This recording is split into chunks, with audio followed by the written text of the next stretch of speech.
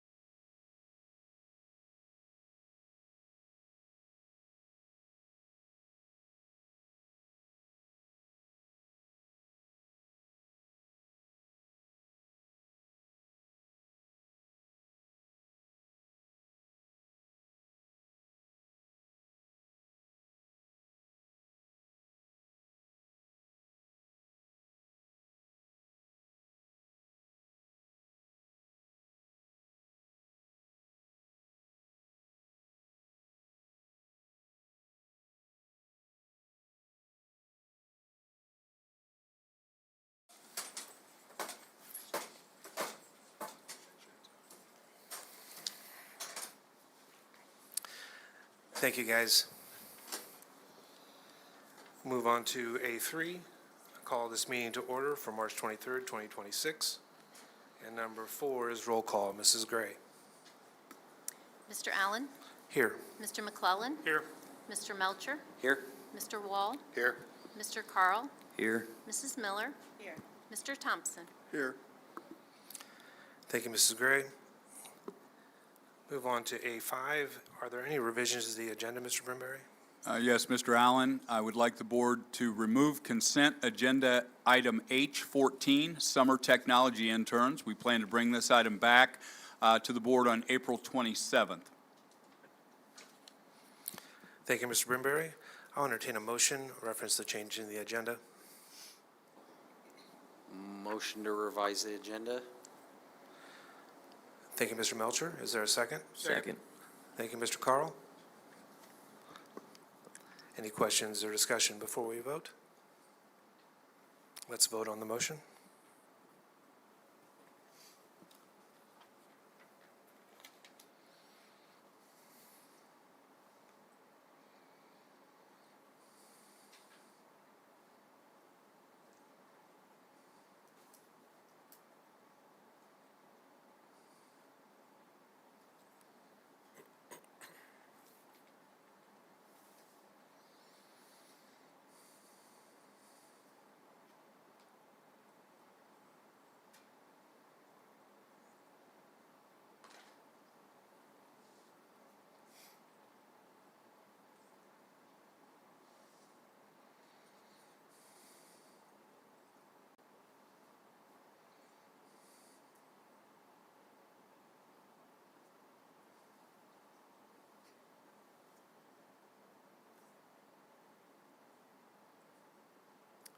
Oh, okay. Motion passes 7-0. Thought I hit the wrong button.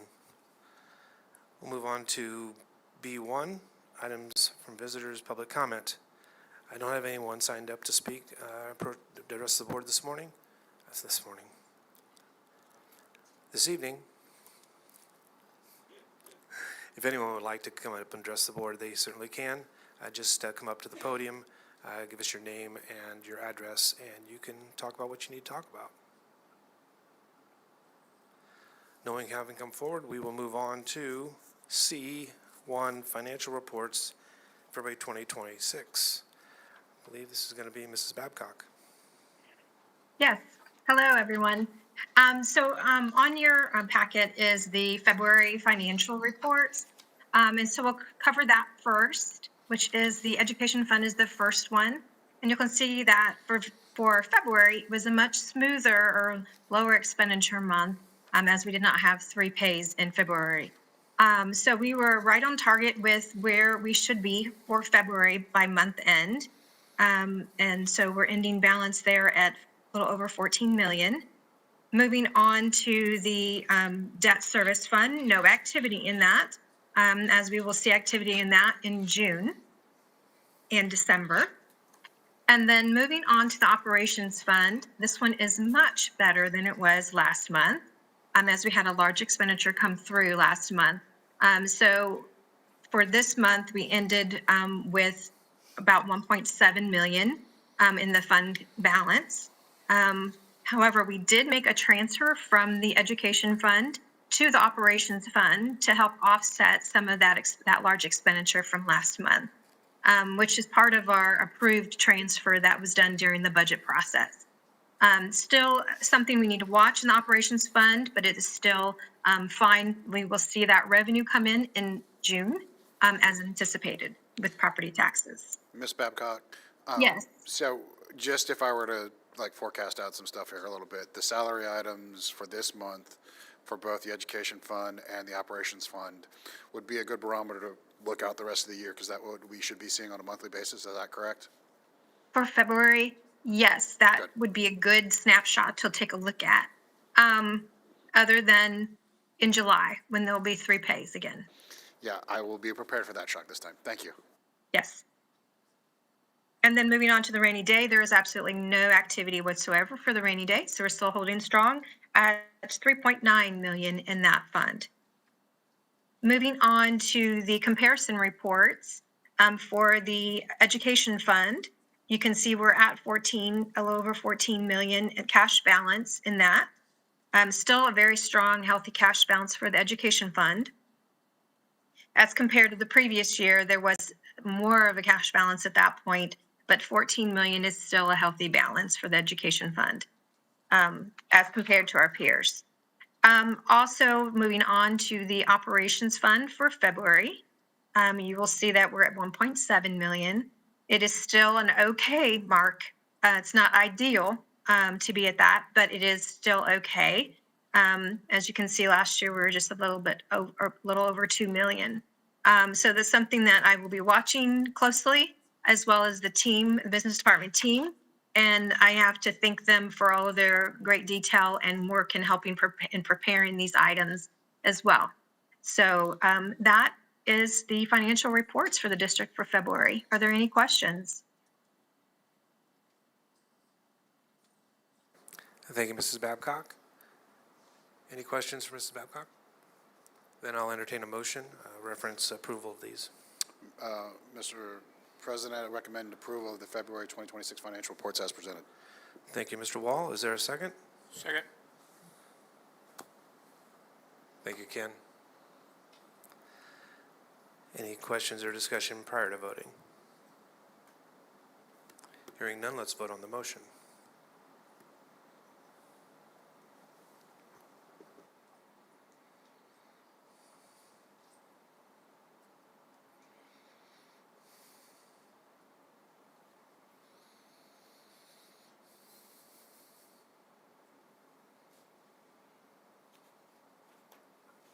Motion passes 7-0. Move on to C2, award of E-rate bids for Category 2 network refresh. Mr. Klausing. Thank you.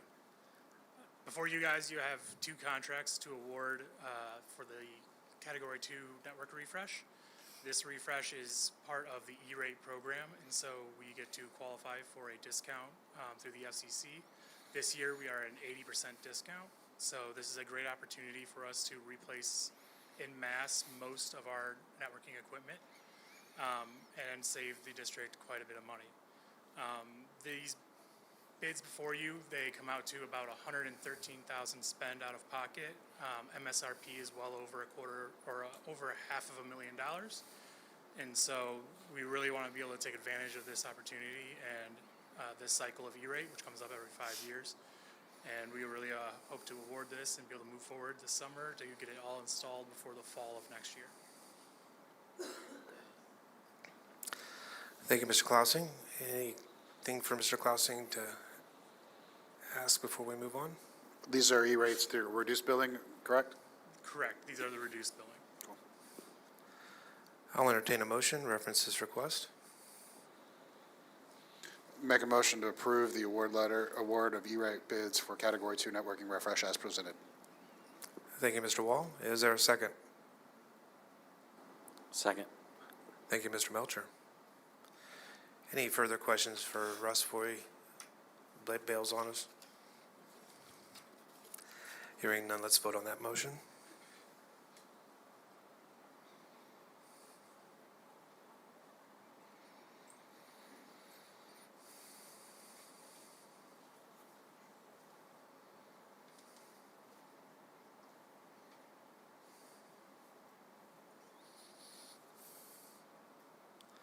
Motion passes 7-0.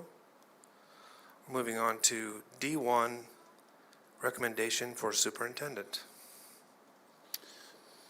Mr. President, I make a motion that we appoint Chuck Brimberry as the new superintendent for Huntington County Community Schools. Thank you, Mr. Wall. Is there a second? Second. I second that. Thank you, Mr. McClellan. Any comments or discussion prior to voting?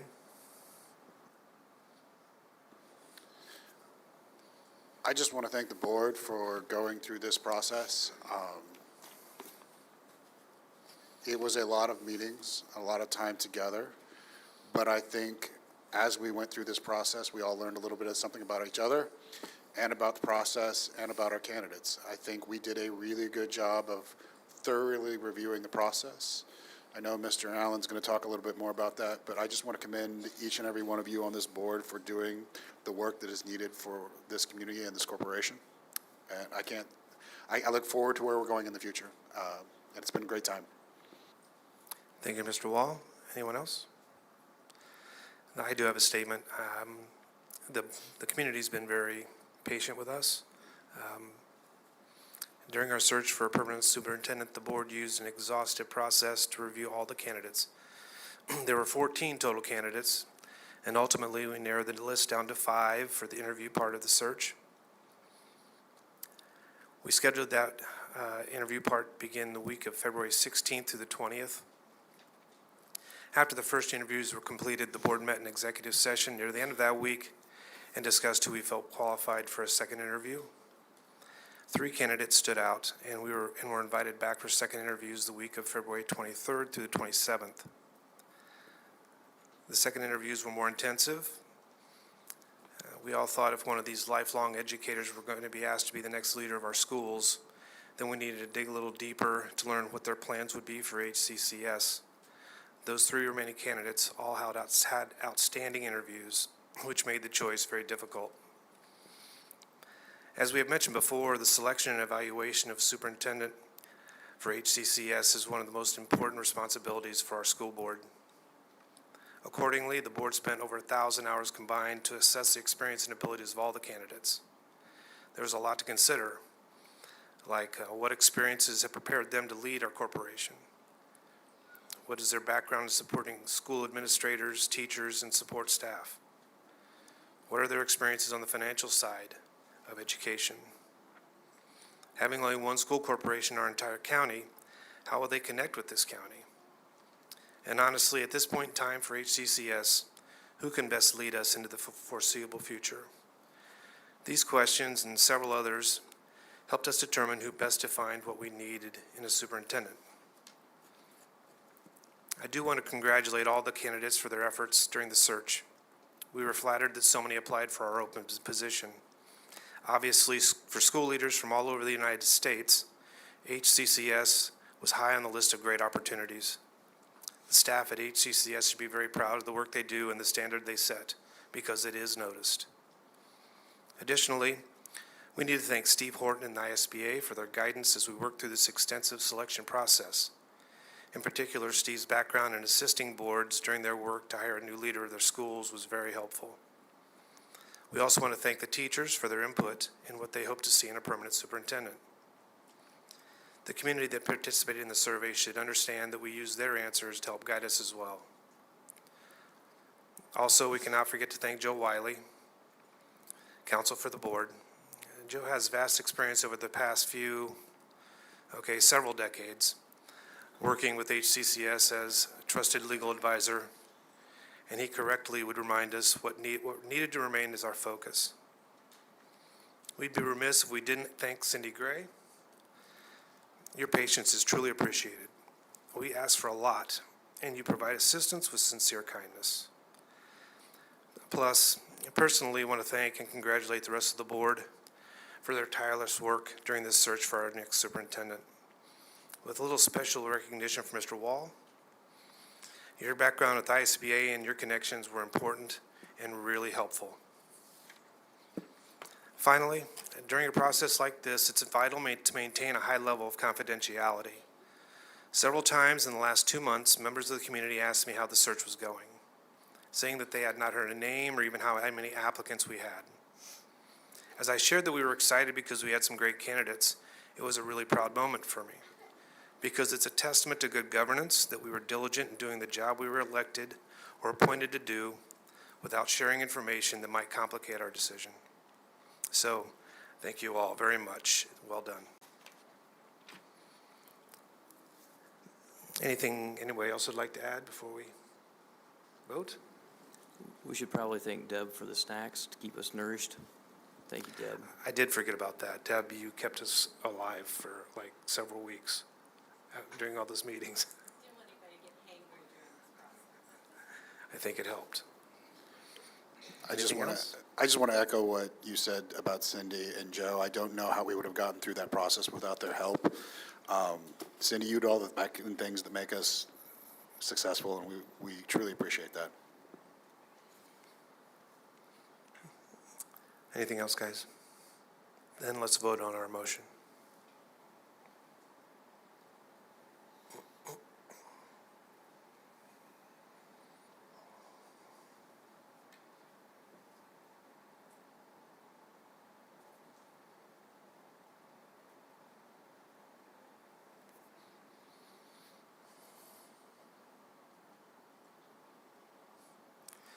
Motion passes 6-1.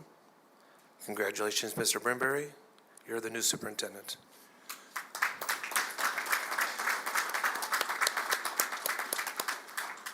I've got several things I want to acknowledge tonight on this process, but number one, I want to thank Mr. Allen and the school board for this opportunity. I am honored to become the 10th superintendent in Huntington at HCCS history. This is a proud history of success at Huntington schools. I'm not walking into a position that is not used to being highly successful. We have great schools in Huntington. We have outstanding teachers, we have a great community, and most importantly, we have an unbelievable student body. And so I'm honored to sit up here, and I'll try to keep this together, but I have a few people to thank. Number one, I see some familiar faces. I'm a little caught off why Team Brimberry hasn't been here more often, but I see them there tonight. I want to thank my wife, Michelle. She understands the sacrifice that comes with this position. Doggone it. Thank Team Brimberry. I've even listed you tonight. I'll save the best for last on this. Nolan, Adriana, Nathan, Elise, Maddie, who is not here because she's diligently in class at Indiana State, Libby, and most importantly, my favorite person in the audience tonight, Brooks is here, my grandson. So I want to thank that group. Their support in different corporations, but in the last 4 years has been invaluable to me. My administrative team, they're the best in the state. It's not close. I want to thank them for being here. We have leadership, different positions at HCCS. I want to thank Mandy Barnum and HCTA leadership. I rely on them in their positions, and we talk frequently, and that respect is mutual both ways. That will continue in this district. Teachers, staff, I have heard from so many during this process. They've asked, and your questions to the community, Mr. Allen, were echoed every time I go to a building as, what's the decision going to be? Have they made a decision? Mr. Brimberry, are you going to be involved? Did you apply? And we've kept confidentiality during this process. This board's professional approach to this is unmatched in my 30-some-year career. I have been a superintendent before. I have been through this process. I have been in every leadership position in a school district. At no time for our community have I seen a process more professional, more thorough, and more in-depth in terms of the hiring of the superintendent, in this case myself. I thank you for your confidentiality as well. It helped us greatly in our district. Community leaders that have reached out, our parents, I've heard from every key leader in this community about they hope the board makes a decision in the best interest of these children. I'm giving you my word you have. I'm proud to lead these kids. For our kids and our community and our parents that are listening, let me assure you, my past history, the greatest indicator of future behavior is one's past history. My past history says that I'm a believer in students at a high level. I believe Huntington, in a few years, will go from, I believe our former leader said, good to great. We're in that process.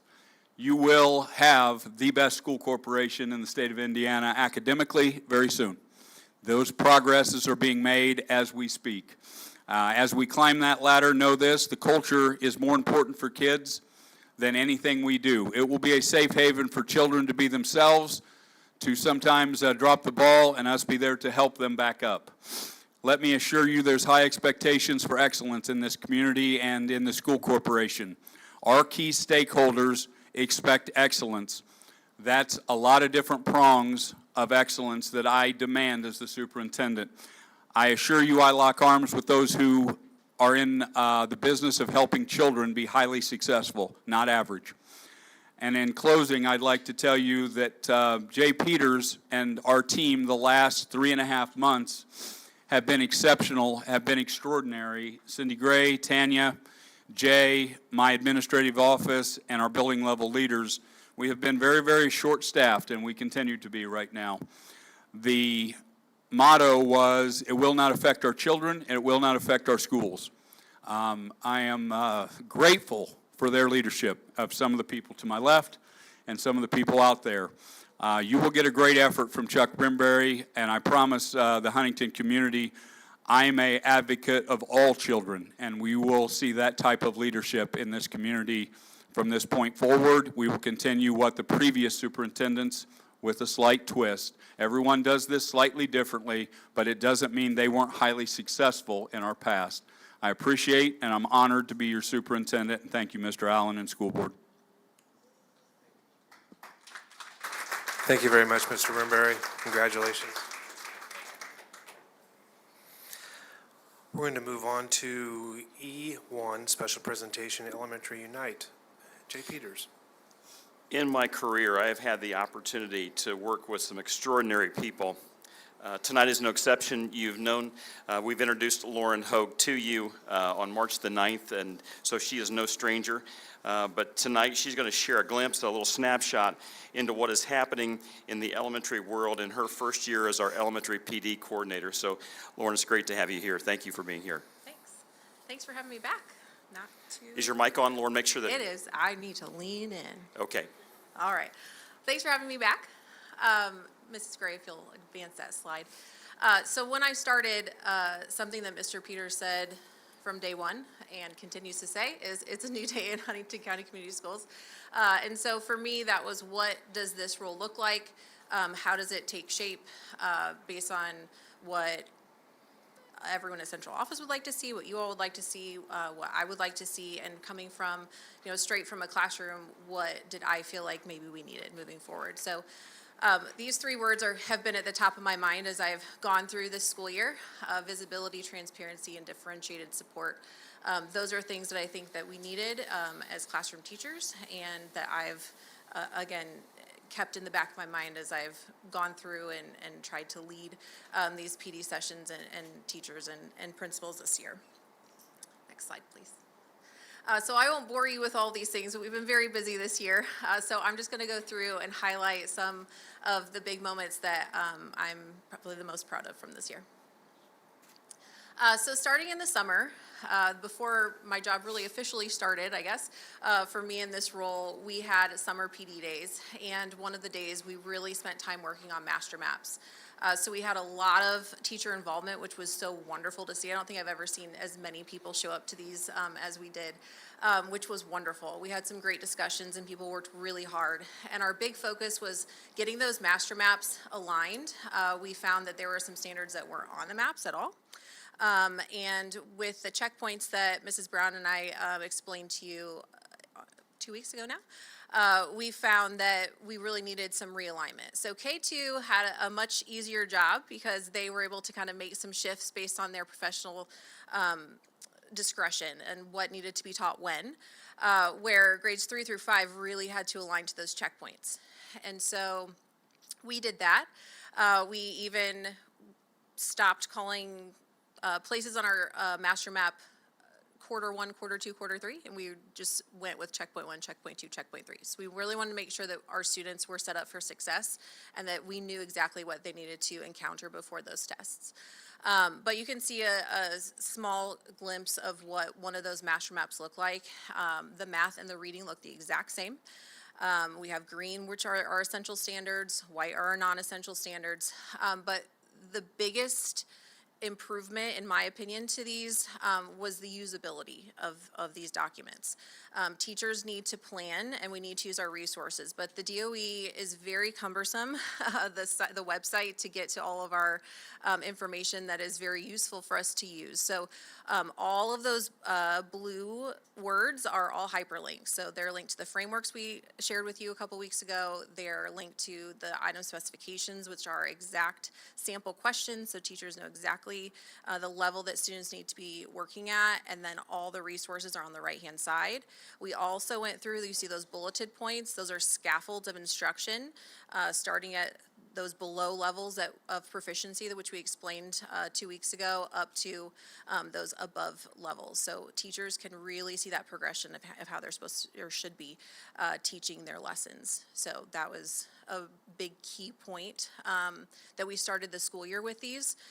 There is not a week that has gone by that someone doesn't mention how useful those are and how much they help them teach and how much more successful they feel having those kind of revamped. So that was a really big process. So starting in the school year, I was at every building, almost every week, around some meetings, of course, but my goal in that being visible was being out and being around. So you can see some of the other things that I was doing and working on modeled a lot of lessons in classrooms, really starting in August. So I was very thankful that people and teachers were willing to ask me in. I believe that was their choice and not by principals. So it was nice that they trusted me to come in and share some ideas with them. But again, with that being visible, every time I was in a building, someone stopped me and said, "Oh, I was going to email you," and I just didn't get to it. That actually happened today as well. I was at Flint Springs, and someone said, "Oh, I was going to send you this email on Friday. I really need some help brainstorming. Do you have a minute?" So we sat down, we brainstormed, and it was great. So, life happens. Teaching is hard. We're very busy from day to day. So just being around and being available was really important, and I think that helped build a lot of relationships and trust. So that was important. We also continued our work with Smeckens Education this year for writing. So last year they came in and really were in classrooms and modeled. This year they came, almost everyone has had 4 sessions so far already this year.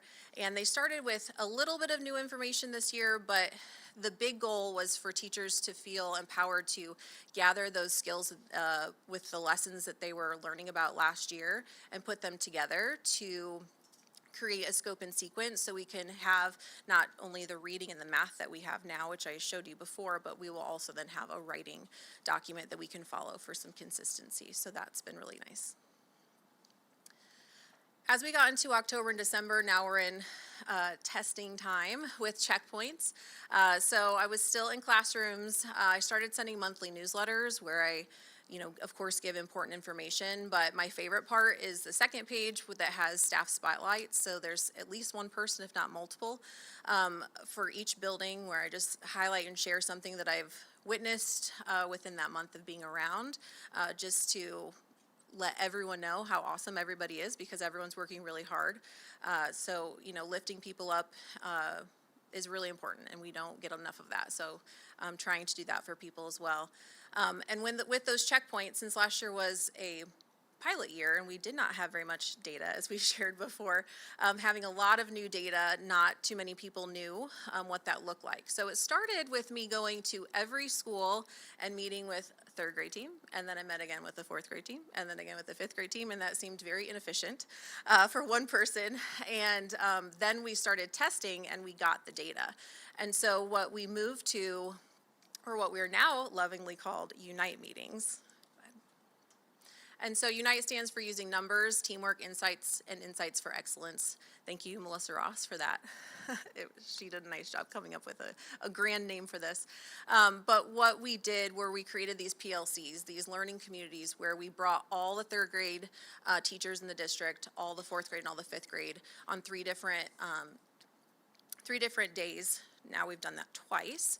And the teachers were able to come together and bring the data. So yes, we looked at data. Yes, we looked at checkpoints and the percentage passing, and that's important. But we really moved into why are we needing so much intervention and remediation?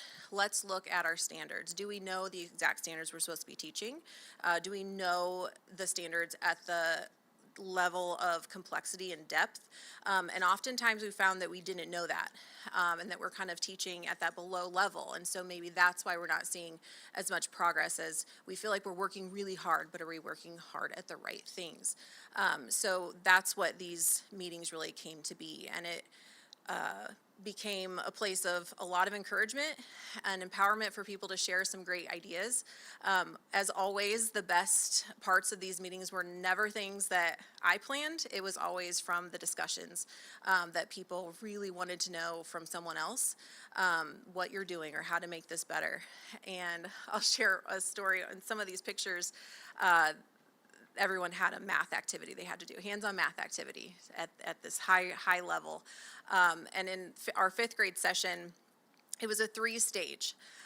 We were doing area of triangles, parallelograms, and trapezoids. Very difficult. And hands-on. And so we got through the part 1, and one of the teachers said, "Oh man, that was really hard." And I said, "Oh man, that was a below-level proficiency. We're not even there yet." And so that was a really great place to be in that moment, just, haphazardly feeling like our students feel, right? And how do we move them through kind of this challenge and keep pushing them to what we know they can do. So these have been really, really great. This checkpoint data, I know checkpoint 1 you all have seen. I'm not sure if you've seen checkpoint 2, but Mr. Brimberry talked 2 weeks ago about not just seeing percentages, like let's talk about students in this too, and what does that really mean? So I did break that down, so if you will allow me here, just on average, because obviously math and ELA are a little different, but on average, and this would be remediation within a 2 to 3 week time period. One school actually only had 4 days because of a turnaround and cancellations with snow and everything. So we had 21, for checkpoint 1, 21 third graders on average that grew and moved into a passing either at or above. 41 4th graders, 43 5th graders. And for checkpoint 2, we have growth for 4th and 5th because of iRead for 3rd grade. We didn't want to overtest them in that instance. So for 4th grade, about 40 students who moved into the passing at or above, and 24 5th graders. So next year, taking these things into account and really looking at trying to allow a bigger time span for the remediation between those is something we'll be looking at. Into January and February, a lot less modeling, being in classrooms, especially with cancellations, but trying to support from home. We had a lot of different ways to keep students engaged online. And my favorite part of this was I sent out maybe 2 days worth of different ways that you could engage students and try new things.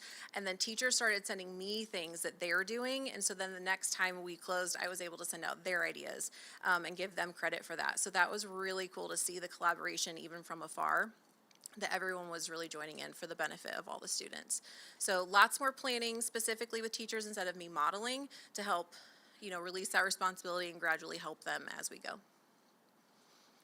And then of course, actual professional development as we think of it. Not that planning and meeting with teachers isn't professional development, certainly is, but me presenting and showing you all these things, right? So there were 2 buildings that I was able to go into and present some different ideas about differentiation and engagement, but also with principals at the admin teams meeting. That bottom picture is principals meeting and talking about kindergarten writing. What does that look like? What could it look like? What should it look like? How are your teachers getting students there? And so professional development at all levels is really important. I've been able to do that as well. So as we look ahead to the summer, some really exciting things that are coming. First, with Ms. Brown's wonderful idea of resident expert. She told me about this, I don't even know that we started a month into school and she was talking about this and I said, yes, we have to do this. So I've been helping her with this idea of resident experts. So we have about 55 sessions and these are teachers in our district that are going to be presenting to any other teachers that have signed up and would like to come. And we have a mixture we have impact being covered, a lot of art happening. We also have some management, some ways to stay de-stressed. We have some, good for everyone, but also we have elementary and secondary. So lots of different choices. That's on May 28th. And then we're also bringing Get Your Teach On, which is a nationally recognized conference for teachers. They're coming to us in Huntington. I'm very excited for that.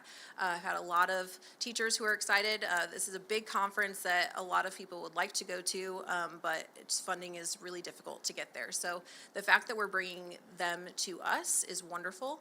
Our focus will be on Tier 1 instruction. So at our U.N.I.T.E meetings, we really focused on the what am I supposed to be teaching? And so this Tier 1 instructional strategies will be how do I do that and how can we be consistent in our district. So the elementary teachers are getting that on June 3rd for those that choose to attend. And then the principals are going down to the national conference to hear what that looks like from the admin side to be able to lead and continue that next year as well.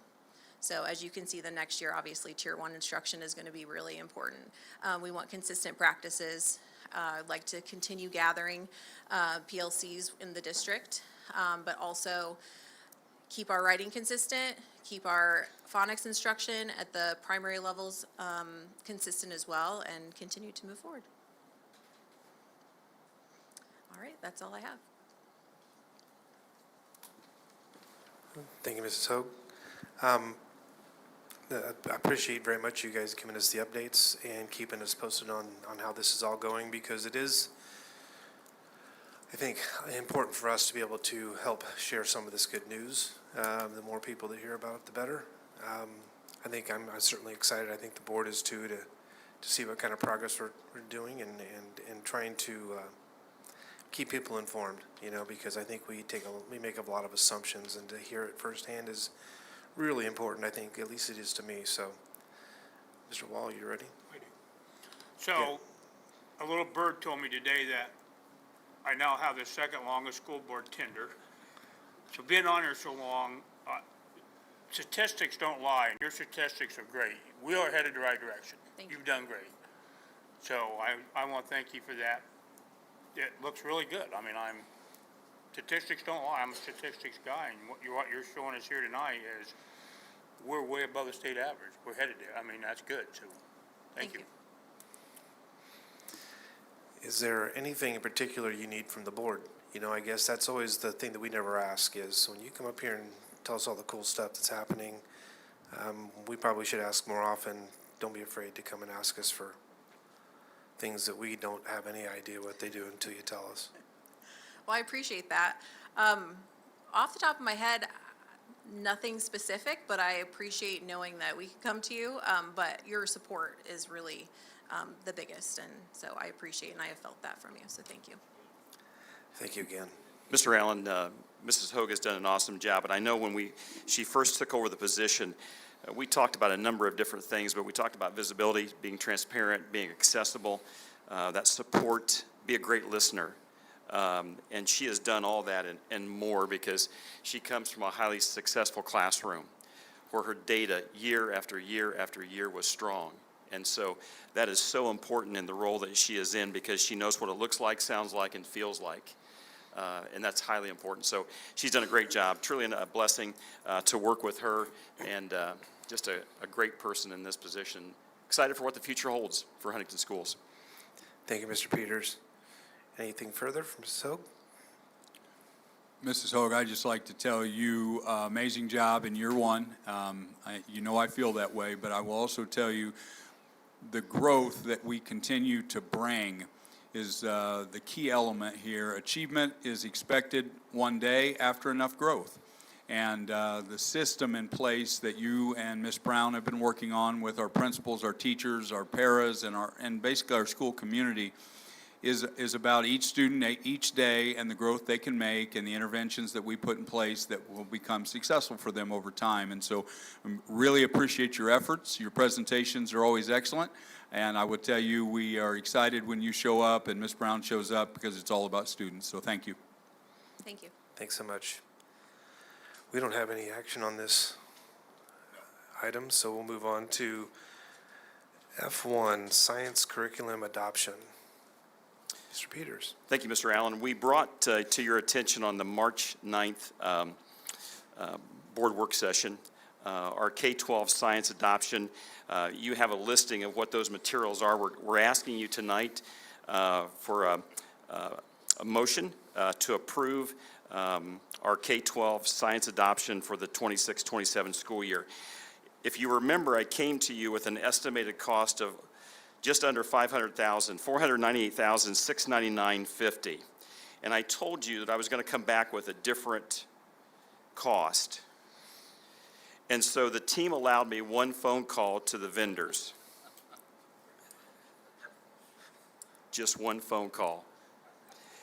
And then I turned it over to Tanya Lockmeyer, my administrative assistant, Lynn Brown, who they then picked up the pieces and took it from there. And I'm happy to report, exciting, if there's a drum roll, somebody do it, that now the total cost is going to be $449,409.50, total savings of $49,290.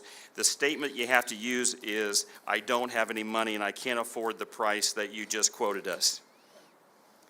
And that usually wins about every single time. So happy, excited. We need the K-12 curriculum. Again, Lynn's here. Thank you, Lynn, for your negotiation power as well. Tanya Lockmeyer. And so tonight I need an approval that we can move forward. We'll order these materials after we get your approval, and then we'll get these in teachers' hands, hopefully before end of summer. Thank you, Mr. Peters. I think allowing you only one phone call was a wise decision. I'll entertain a motion. Reference this item. Since the price got reduced, I'll make a motion to adopt the science curriculum as presented. Thank you, Mr. Melcher. Is there a second? Second. Thank you, Mr. McClellan. Any further comments or discussion before we vote? Mr. Peters, I know we've talked about this, but I think it's a good time as we go to adopt this, that can you give us a timeline on when this should have been done a long time ago and why we have taken so long to get to this point of adopting that? Good question. The state paused this. You remember, we've been in pause mode for about 3 years with science adoption as well as social studies. Right now, the DOE has still not released our social studies vendors that's out there, and that should have been 2 years ago. So we're backing that up, and we're in desperate need of those social studies materials. And so moving forward, you're going to have social studies, language arts needs to be in there someplace, reading for elementary needs to be in there. So we've been on pause mode for about 3 years with this science adoption. Yeah, I think that's just a good call out that we had to move it at this pace the DOE put it, and if they put a pause on it, we can't update until they release that. So I appreciate that. Yeah, thank you. Mr. Wall, again, how much was put back for that? Do you remember? It's almost $2 million. I know we got some money. Miss Babcock, I don't think she's on there anymore, would be able to tell us that. But we did call it out. I remember Mrs. Smith, when we had to combine those funds, I specifically said we need to keep that and kind of have that earmarked. And I think Mr. Burnberry is going to come off mute here in a minute. You know, I believe at the time, and I want to thank the board and Mr. Peters and several people, but we were right around 2.3, and that got rolled in. And so to adopt an entire group, if you will, K-12, for the price that Mr. Peters and his team just did is not only good stewards of the money, but we as a board and as school community have done a wonderful job of preparing for this. Yeah. Thank you, Mr. Burnberry. Yeah, and just one more comment, too. I know I made it during the work session, but I think it's something that we need to continue to have the conversations with. With the state picking up textbook rental fees now for us and giving free textbooks to the students, which I think is a tremendous service to this community and everything for doing that, they have not been funding it, but because they also have paused it. I think it's very important anytime we interact now with any of our state legislative bodies to remind them that now that they're going into the next biennium on the budget, that if they're going to open these up, they need to make sure and help us fund that, because while we have some funds to set aside, other corporations don't, and I think we would not be the only ones. And I think it's just good policy and good governance that when we have a chance to have that and advocate for our students, that we want to have, you know, good material from them and to be able to afford it and be able to do that. So just, I'm going to call that out for us. Thank you, Mr. Wall. Anything further before we vote?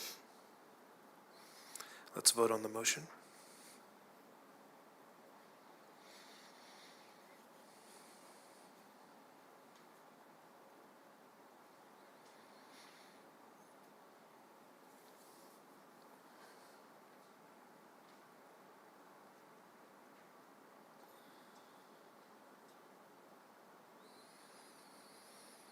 The motion passes 7-0.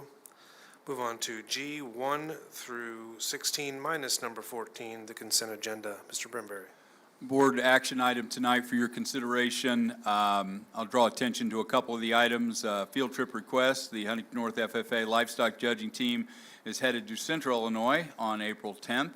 I understand, Mr. Peters, they're always looking for chaperones, so I know that's right up your expertise alley. Draw attention as well to donations. I want to thank the Knights of Columbus, $597.20 to Huntington North Special Education Department, and Verizon for a $100 donation as well, I believe to Lincoln. And the rest of it, I know you've seen on your executive content. So for your action item, Mr. Allen and Board. Thank you, Mr. Brimberry. I'll entertain a motion of reference the consent agenda. Motion to approve the consent agenda as presented. Thank you, Mr. Melcher. Is there a second? Second. Thank you, Mr. McClellan. Any questions or discussion before we vote? Hearing none, let's vote on the consent agenda.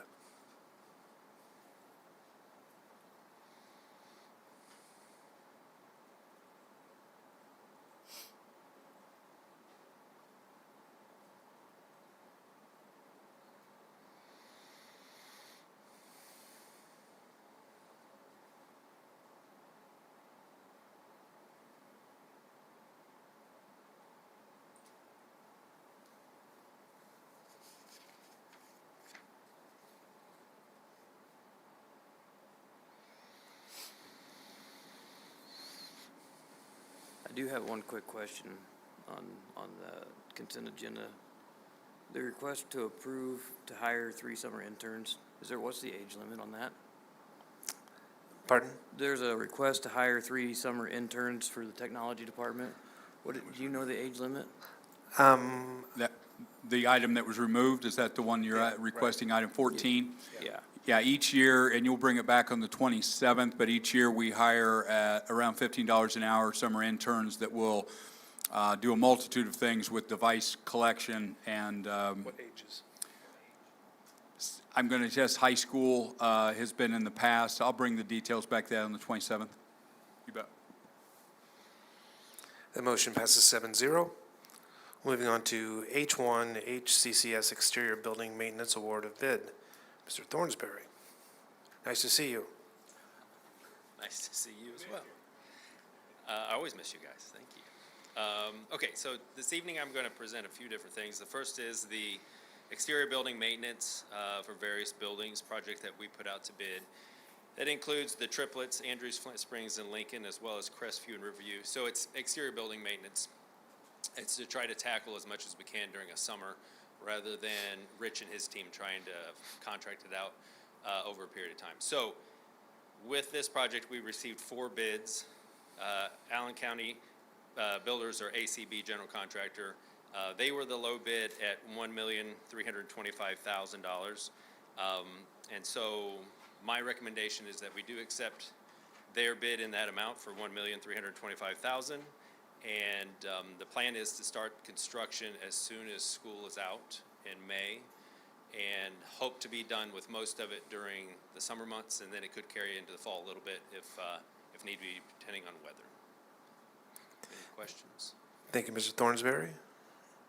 Questions for Mr. Thornsberry? This is the stuff that we talked about during the bonding and stuff that we kind of went over I don't remember when the work session was, but it was several months ago about all that. This is finally coming around and getting it done. We're finally getting to that point, correct? Cool, thank you. I'll entertain a motion. I reference this item. Make a motion to approve the HCCS Exterior Building Maintenance Project Award bids as presented to Allen County Builders. Thank you, Mr. Wall. Is there a second? Second. Thank you, Mr. Melcher. Any further questions or comments before we vote? Hearing none, let's vote on that motion. I know Allen County Builders is in the name, but aren't they based in Huntington? So we're using They local? are. Yeah, that's what I thought. They go by ACB. I'm so used to them as Allen County Builders from over the years, but yes, they're here in town.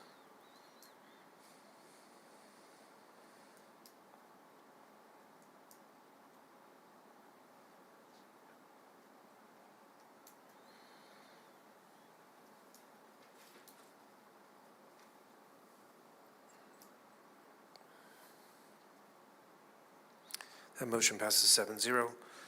Move on to H2, Viridian Architecture Design Incorporated Proposal and Terms and Conditions, HCCS Exterior Building Maintenance Project. Right, so this is my proposal to do the design work for the bids that I just presented to you. And the reason that they're flip-flopped in this case, we actually needed to start design on this prior to you getting funding for the bond in order to get it done in time, to get it out to bid in time for summer construction. So we take that risk on our end, try to get ahead of it. So I'm presenting this to you tonight. We're complete with most of what's listed in my proposal. We're down to construction administration, and that's it. So any questions in regard to any of that information? As you can see, it's all based upon the bid as well, our amount. So so it's, like I said, it's just how we have to get things done based on timing. And otherwise, we'd be pushing everything into the following summer of '26, and we didn't want to do that. So. Thank you, Mr. Thornsberry. We appreciate the good faith. I'll entertain a motion. Reference this item. Motion to approve the proposal and terms and conditions for HCCS exterior building maintenance project as presented. Thank you, Mr. Melcher. Is there a second? Second. Thank you, Mr. McClellan. Any further comments or discussion? I just want to again thank you for being a great partner in this process. Your ability to go out and do some of this work before we get everything done and then come to us after the fact. I don't know that we would have a better partner in this. Working with you has been a pleasure just from a board perspective. I know talking with Mr. Brimberry and all the maintenance people, they are so very happy to continue working with you. And again, thank you for being such a great partner and getting this and helping out. I appreciate it. Thank you. Anything further? Let's vote on the motion.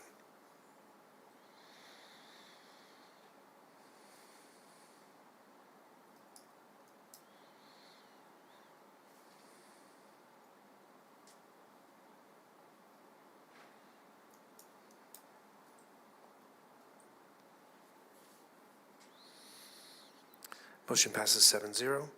Move on to H3, HNHS Arena Ceiling Repaint Project Award of Bid.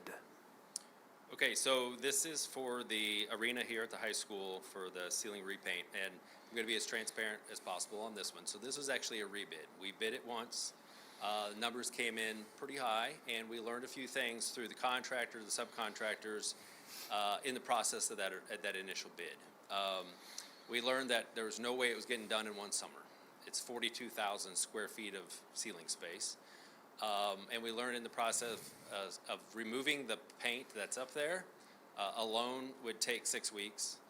Setting up scaffolding in the entire arena would take a month and a half. So there's no way it was getting done during the summer. So we learned some lessons through that initial bid, and then we rebid it, adjusted our drawings, and changed the project to a two-phase project, which would be 2 summers. So phase 1, this coming summer would be the upper level. So if you go up on the old running track, it's basically everything above that area.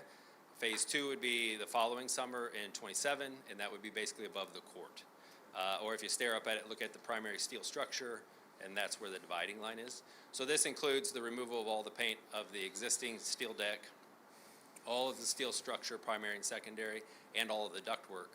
And most people don't look up there because they're focused on the court, but if you spend enough time in there, you'll see there's quite a bit of paint peeling. And in the process, we learned that it was originally painted back in '75, painted again in the '90s at some point.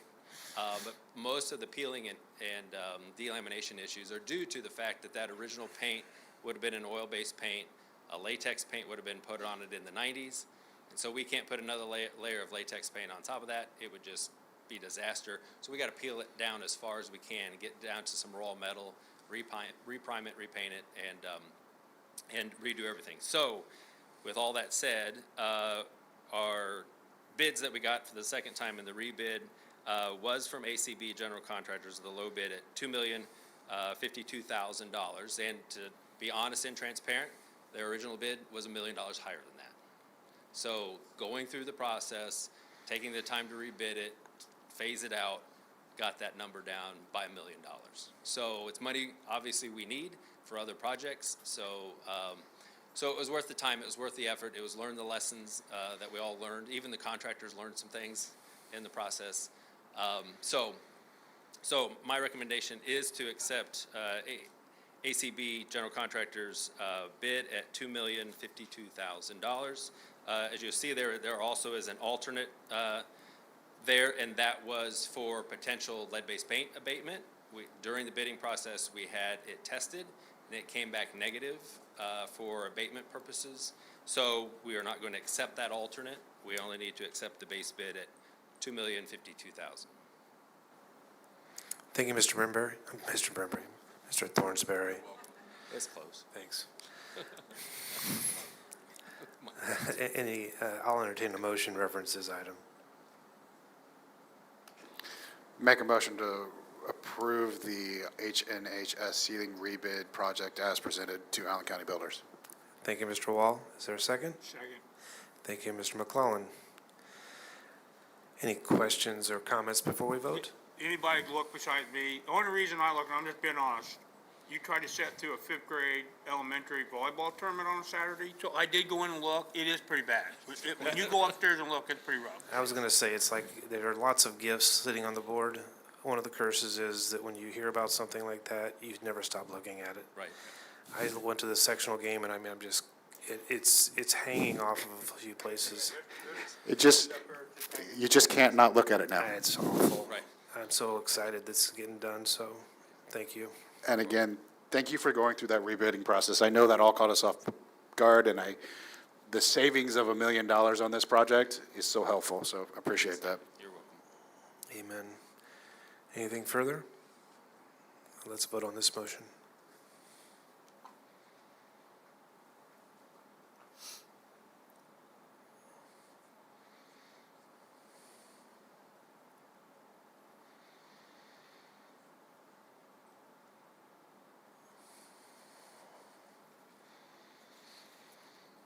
The motion passes 7-0. We move on to H4, Viridian Architecture Design Proposal and Terms and Conditions, HNHS Ceiling Repaint. Okay, so same as before, this is our proposal for the design work that we've completed. We're down to construction administration, but it's going to be over 2 summers. So that does take a little more effort, a little more time, and logistics to get through that. But we're looking forward to it. It's going to look interesting to have half of it done and the other half not. But So I'm assuming that this will begin immediately after graduation type of a thing. correct. As soon as the chairs are cleared out from graduation, scaffolding will start going up. All right. I'll entertain a motion, reference this item. Motion to approve the terms and conditions for the Huntington North High School ceiling repaint project as presented. Thank you, Mr. Melcher. Is there a second? Second. Thank you, Mr. Wall. Any other comments or suggestions, comments, questions? Hearing none, let's vote.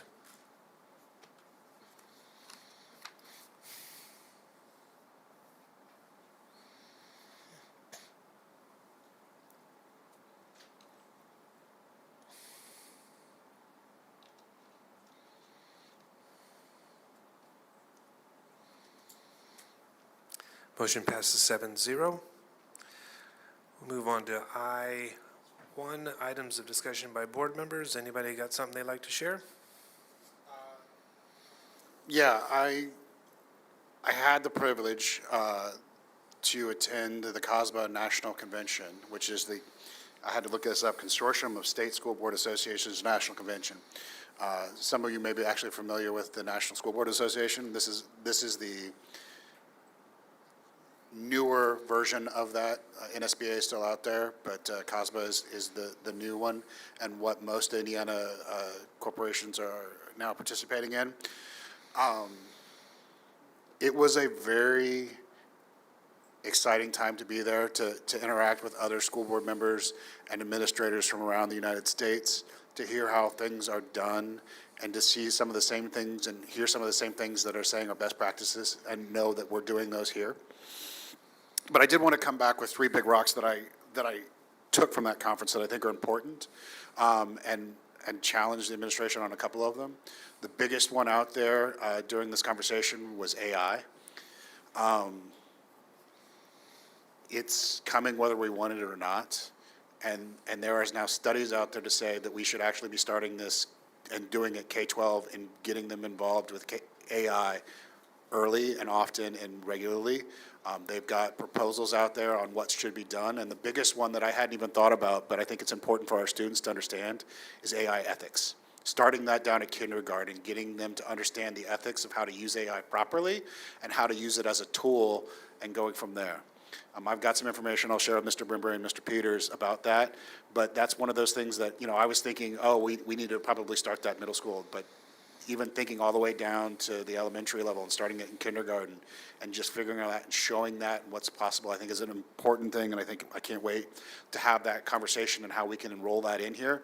And again, to Mr. Brimbury's point, that's how we become one of the best corporations in the area, if we can start doing some of this stuff early and often and be the model for other people to do that. So I can't look for that. The other big rock that I really enjoyed, and there were jokes prior to being the rule guy, but governance on a board and some of the things associated with that. And I think one of the biggest takeaways that I took from this conference, I'd heard this concept, but it really gelled for me, and I want to try to figure out how we can bring this to our board, is a norms and protocols document. I've heard about it in Indiana as a compact, but norms and protocols to me is a better conversation. And the idea behind this is we as a board come together and we all agree on how we're going to do things and the protocols we associated with that. So how do we add things to the agenda? How do we work with the superintendent? How do we communicate? And we make that a living public document so everyone knows what's going on. Not only the community, but us as all, and we make it a living document, because as new members join the board, we may have to adjust it. We may do that. As we have a new superintendent, we may want to adjust it and have those conversations, and I think I would really push us to do that. And when you hear other corporations talk about it and why it's important, is because, and this very case happened, both Deb and Ken are brand-new board members. If you had this document when you joined the board, you'd understand what you need to do, how you would go about doing things. I think it would just be such a great document to help any new board member as they come on, and just remind other board members as we're here how we do things. I think it's just such a great idea, and I'd love to continue that conversation. I have conversations. The state of Virginia actually has this almost mandated at every school corporation in the state of Virginia has one. They're published on their websites, and it's great, and they're wonderful documents to read, and I'm like, oh, that's cool. I understand they do stuff differently in Virginia than what we do, but I think there's a lot of that we can take, and I would love to have that conversation and start working on that document as a group in here at maybe a work session at some point, and maybe even with the help of Mr. Horton from ISBA or some other one to have him come in and really have that conversation. That's one of the hugest, best takeaways I took away from that. It's something that I think really be important. The other nugget, two more nuggets that I took away from the governance piece is the concept of having a student school board member. This is something new that is not in the state of Indiana, but other states do this. And it's a board decision. It doesn't have to, I don't believe it has to change law, but it's just having a member, not so much a voting member, but just someone that can have the student voice on your board. There's actually a student school board member association out there for students that actually helps them train them as well to be a school board member. And the way some school boards do that is they have a school board member in waiting, and then they have the active school board member so they can learn from each other and understands doing that. A lot of times it's juniors and seniors at the high school, and they even get credit for doing this as part of an internship to being part of that. They're not involved in everything in that, but I think it's just an interesting concept that I would love to, again, have conversations with the board, have a conversation with the public, have conversations with the students at the high school, and Mr. Duggett's to say, there's an interest to do that. Would that be something interesting? And the additional insights that we would get from the people that we're actually helping educate in our facilities. I think it would just be a great conversation to have. I actually have the card from the students is in charge of the National School, the Student School Board Association, that I would love to share and have a conversation with some people at some point. I just think it's another cool thing. And then the last rock that I really talked about was there were several sessions on hiring a new school board, new superintendent, which I enjoyed.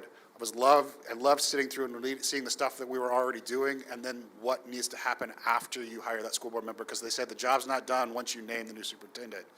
We as a board need to get together with the new superintendent, work on that norms and protocols document, understand how we're going to work together so we can be successful into the future with that superintendent and go. I just want to say too, if you ever have the opportunity to go to that conference, it was It was an invigorating time, and I enjoyed coming back. I know I was texting both Tim and Deb and during that conference saying, oh, you wouldn't believe this. It was just a great time and a really fun time. The next conference next year is in Dallas, but the year after that is in Columbus, Ohio. So if you want to be able to have an opportunity to do that, it's a great thing. The reason I was most interested in going to the one this year is because the president of COSBA this year is actually a fellow Indiana School Board member from Lafayette, Dr. Bob Swally. He was a past president of Indiana School Board Association, so I've gotten to know him in that shape. It was a pleasure to go down and celebrate his tenure as COSBA's national president, and it was a great time. So it was a great time, and I can't wait to share some other information with the rest of the board. Thank you, Mr. Wall. Anyone else? I would just like to pass along, on behalf of the board, prayers and blessings to the family of Wendell Jackson. Mr. Jackson passed away. He was a former HCCS school board member in the 80s and early 90s. All prayers to his family. He has services, I believe, later this week. So anything then else for the board? I would also mention that we lost Pam Bailey as well. I know we haven't met since the last time he left, but former principal here at Huntington North High School. I think he was actually principal when I was here at the high school. He was a rock here for a long time, and his passing will be missed as well. Good catch, thank you. I will take a motion to adjourn. So moved. Thank you, Mr. Wall. All those in favor signify by saying aye. Aye. Aye. Opposed? We are adjourned.